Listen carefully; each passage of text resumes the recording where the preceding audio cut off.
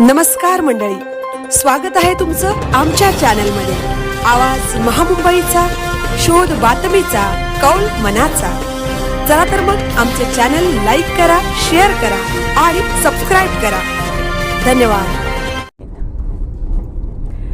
पेण तालुक्यातील खारपाडा येथे भीषण अपघात, 2 जागीच ठार। डंपरने दिली जोरदार धडक, अन्य 2 जणांना अधिक उपचारासाठी रुग्णालयात केले दाखल। अपघातग्रस्तांचे मदतगार कल्पेश ठाकूर रुग्णवाहिकेसह घटनास्थळी दाखल। गावकरी रस्त्यावर, घटनास्थळी तणावाची परिस्थिती। आवाज महामुंबईचा चॅनलसाठी संजय कदम, पनवेल। हा गाडी नंबर MS46 BM 3604 हा पूल भरलेला आयवा डंपर आपण पाहू शकता। खूप हेवी डंपर, म्हणजे पूल जी वाहतूक आहे, अवैध खनिज वाहतूक आणि अवैध खनिज वाहतुकीनेच आज या ठिकाणी या 2 तरुणांचा बळी गेलेला आहे। आणि हे लोक अजून किती तरुणांचा बळी या ठिकाणी घेणार आहेत हे बघूया।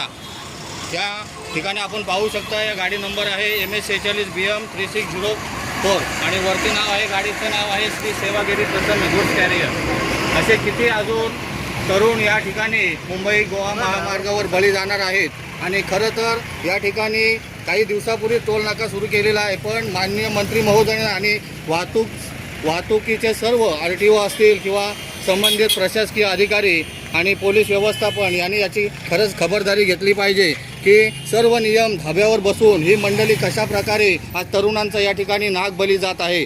आणि तुम्हाला असं वाटतं की अजून किती तरुणांचा या ठिकाणी बली गेला पाहिजे? मला तर खरंच या व्हिडिओच्या माध्यमातून मी आक्षेप घेतो आणि या ठिकाणी आमची हरकत नोंदवतो की गेल्या अनेक वर्षापासून या ठिकाणी अवैध खनिज वाहतूक आणि असे खूप मोठे भरलेले, मला वाटतं 8 ते 10 ब्रासची ओव्हरलोड या ठिकाणी वाहतूक दर केलेल्या या मुंबई गोवा महामार्गावर खारपाडा गावाजवळच या ठिकाणी पोलीस चौकीच्या समोर हा ॲक्सिडेंट झालेला आहे। आणि याच्यामध्ये जवळपास 2 तरुणांचा या ठिकाणी बळी गेलेला आहे। आपण या ठिकाणी पाहू शकता, या महामार्गावर अतिशय बेकायदेशीररित्या अवैध खनिज वाहतूक होत आहे। आणि या अवैध खनिज वाहतुकीने आजपर्यंत अनेकांचे आणि त्या ठिकाणी आता हा मगाशी अर्धा तासापूर्वी झालेला या ठिकाणी आपण बली पाहू शकता।